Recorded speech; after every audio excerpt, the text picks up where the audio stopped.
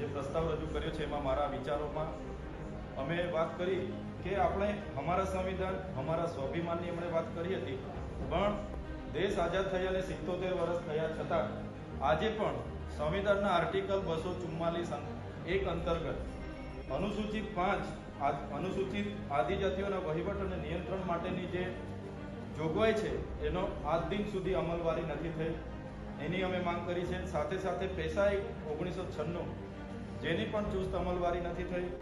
સાથે સાથે tribal advisory committee જે આદિજાતિઓના વહીવટ, નિયંત્રણ અને કલ્યાણકારી યોજનાઓ માટેની મહત્વની ભૂમિકા હોય છે, જે રાજ્યપાલશ્રીના દેખરેખ હેઠળ હોય છે, જેના અધ્યક્ષ પણ આદિવાસી સભ્ય હોવા જોઈએ, જેના અધ્યક્ષ પણ આજે બીજી કાસ્ટના છે અને એમાં પણ સમયાંતરે મિટિંગ નથી થતી, એની પણ અમે વાત મૂકી છે.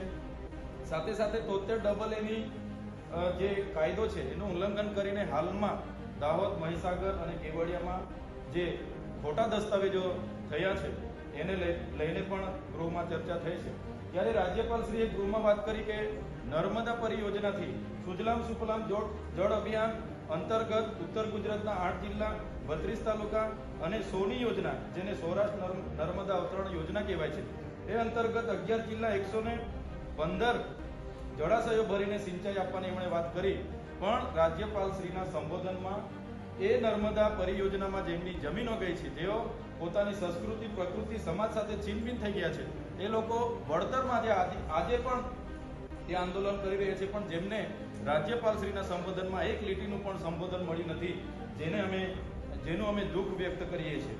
જે સમાજે દેશના વિકાસ માટે, દેશના આઝાદી માટે આટલું બધું યોગદાન આપ્યું હોય, દેશના વિકાસમાં જ્યારે નર્મદા પરિયોજનાની વાત હોય, કડાણા હોય, ઉકાઈ હોય, કરજણ હોય કે પાનમ હોય, કાકરાપાડ હોય કે જીઆઈડીસી હોય, જીએમડીસી હોય કે લિગ્નાઇટની ખાણો હોય, યુરેનિયમની હોય, બ્લેકસ્ટોનની ખાણો હોય કે રેતીની ખાણો હોય, આટલું મોટું અમારા સમાજે પોતાની જમીનો આપીને યોગદાન આપ્યું છે, છતાં અમે નહેરોમાં પાણી જતું જોઈ શકીએ છીએ, ડેમોમાં પાણી જોઈ શકીએ છીએ, પણ લઈ નથી શકતા.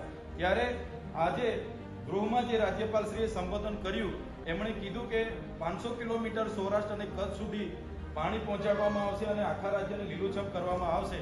ત્યારે જે લોકો પાણી જોઈશે એમને ક્યારે આપવાના? તમે 500 કિલોમીટર લઈ જાઓ, અમને વાંધો નથી, પણ 50 કિલોમીટર આદિવાસીઓને આજ દિન સુધી પાણી આપવામાં નથી આવ્યું, જે અમારા માટે દુઃખની બાબત છે.